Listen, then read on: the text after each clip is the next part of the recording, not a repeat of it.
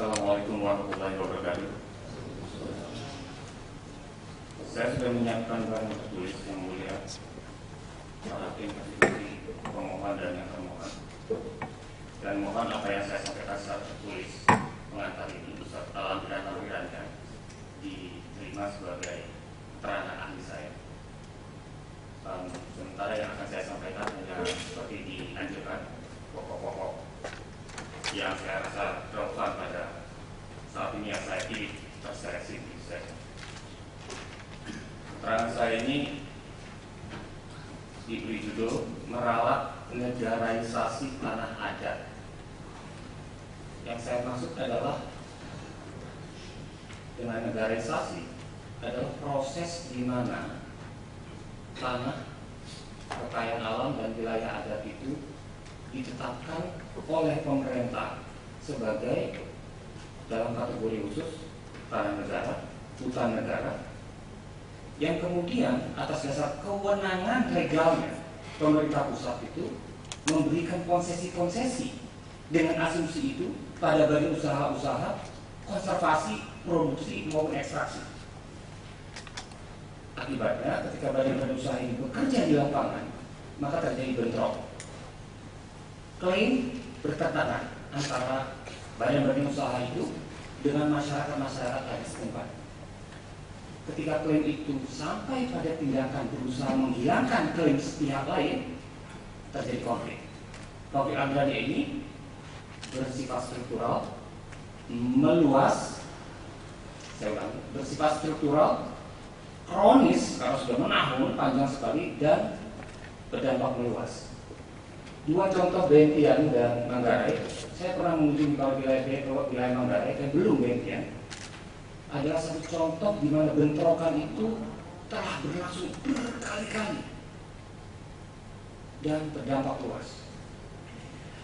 Saya sering sekali mengunjungi wilayah-wilayah di mana masyarakat hukum adat ini mengalami bentrokan seperti itu. Saya baru pulang dari Jambi, di mana masyarakat hukum adat juga melakukan tindakan kekerasan. Mereka membakar base camp. Tentu akan diurus secara kriminal oleh Polri. Tapi ini dampak yang meluas itu. Asalnya adalah tanah mereka dimasukkan di dalam izin hutan alam industri yang diberikan oleh Menteri. Saya bisa perpanjang kasus ini dengan Mesuji, dengan kemudian kasusnya Pulau Padang dan seterusnya.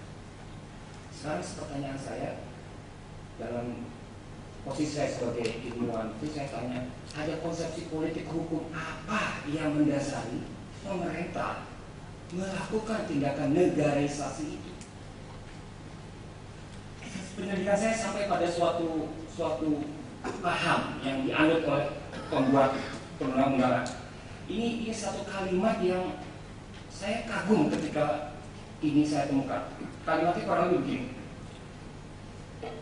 Oleh karena suku-suku bangsa dan masyarakat hukum adat tidak mandiri lagi, tetapi sudah merupakan bagian dari satu bangsa Indonesia di wilayah Kesatuan Republik Indonesia, maka wewenang berdasarkan hak wilayah yang berhubungan dengan hak-hak atas tanah yang dahulu mutlak berada di tangan kepala suku, garis miring masyarakat hukum adat, garis miring desa sebagai penguasa tertinggi di wilayahnya, dengan sendirinya beralih ke pemerintah pusat sebagai penguasa tertinggi, pemegang hak menguasai garis miring wilayah seluruh wilayah negara.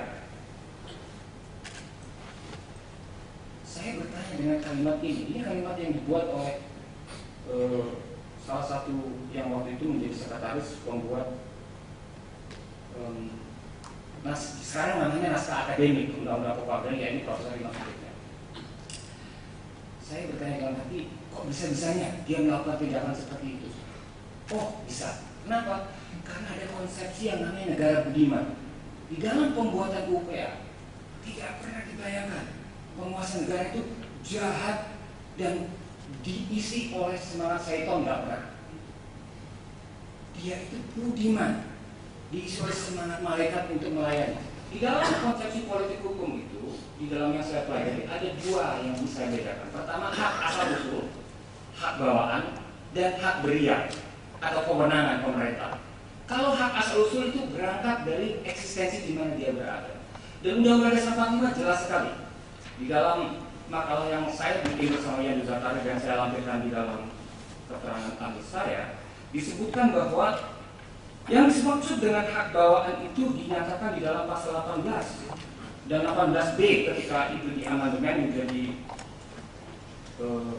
Undang-Undang Dasar yang sudah kita terima sekarang ini, di mana negara mengakui dan menghormati satuan-satuan pemerintah daerah yang bersifat khusus dan bersifat istimewa. Dan kemudian dikenal satu kategori baru yang masuk ke dalam konstitusi yang disebut kesatuan-kesatuan masyarakat hukum adat. Nah, ini memiliki hak-hak asal usul.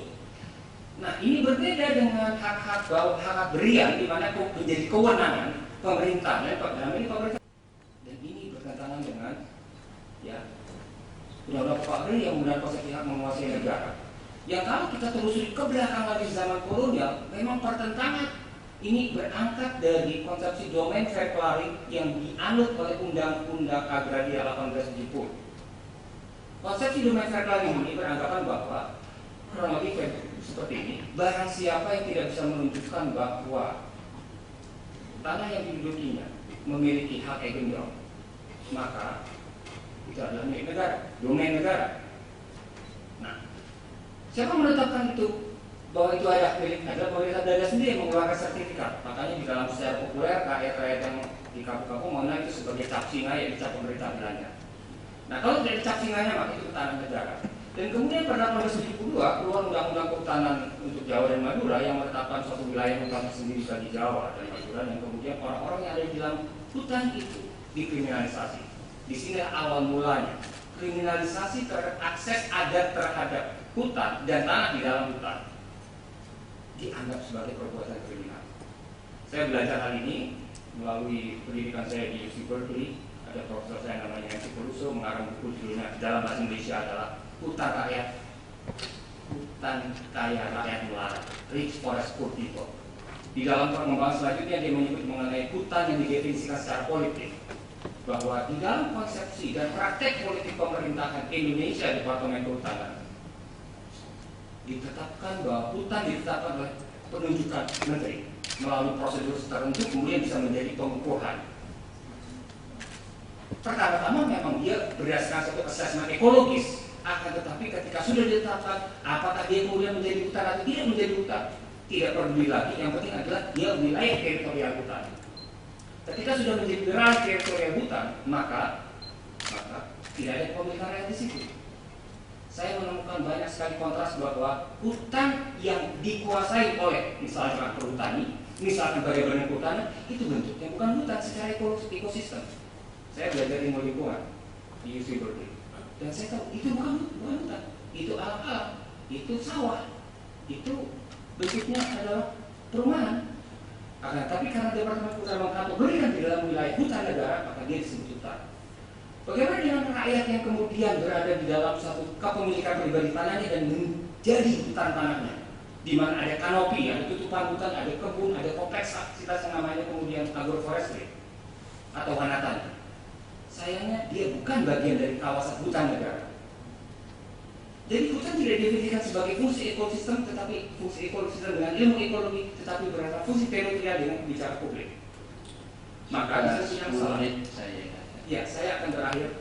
Di sini kita punya masalah, yakni bahwa penerapan hutan secara politik seperti itu atau political forest itu mengakibatkan korban. Dan saya sangat menganjurkan untuk meninjau kembali konsepsi political forest ini dengan menggunakan pendekatan ekosistem, ekologis, di mana hutan didefinisikan sebagai fungsi.